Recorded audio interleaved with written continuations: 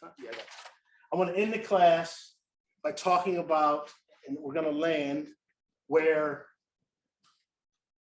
going over the two most significant figures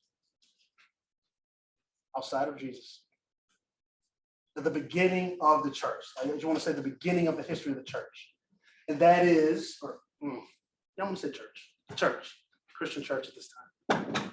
That is Peter and Paul.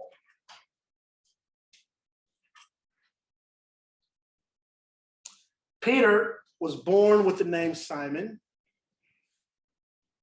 but his name was changed by Jesus to Peter at a critical moment in the development of the Christian community. That's the reason why he's significant.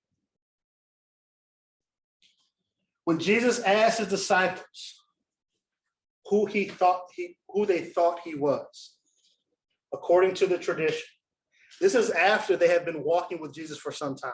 This is after they had witnessed him teach. This is after they witnessed him do miracles. And Jesus brought him to, specifically, there's a place that the scriptures talk about. It's called Caesarea Philippi. You don't have to know that, but the point is, he brought them to an area where I told you you're going to have a lot of people worshiping at the same time. It was a known place for worship. The place was in front of this huge cave that a lot of temples were in front of because they thought that cave went into the underworld. And he said right in that spot, as he's I'm getting goosebumps because to me this is a boss moment for Jesus. Jesus is looking at all these people worshiping, all these different faith traditions. He got his boys with him, and he turns to him and he says, "Who do the people say that I am?" And the guys start listing a bunch of stuff that the people say they are, that they say he is. None of them are wrong, by the way. Miracle worker, you're revolutionary, right? You're a good guy, all right? And then he says, okay, that's what they're saying. What do you say? And all of them got kind of quiet, except one person, and it was Peter, or Simon at the time. And Simon said, "You are the Messiah, Son of the living God." And Jesus changed his name to Peter. Peter means rock. So he basically called him Rocky. Right? And went from Simon to Rocky. You have to understand that for Peter, a first century Jew, his proclamation carried a specific meaning, especially in that spot.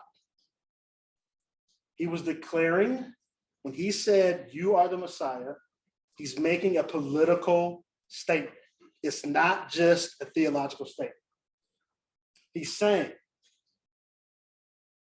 I believe that you are the one who is going to free God's people from Roman rule. Even though Peter was making a political statement, Jesus' response is very significant. He does not respond with a political statement. Jesus responds by changing his name and saying, "People like you is who I shall build my church on." For Catholics,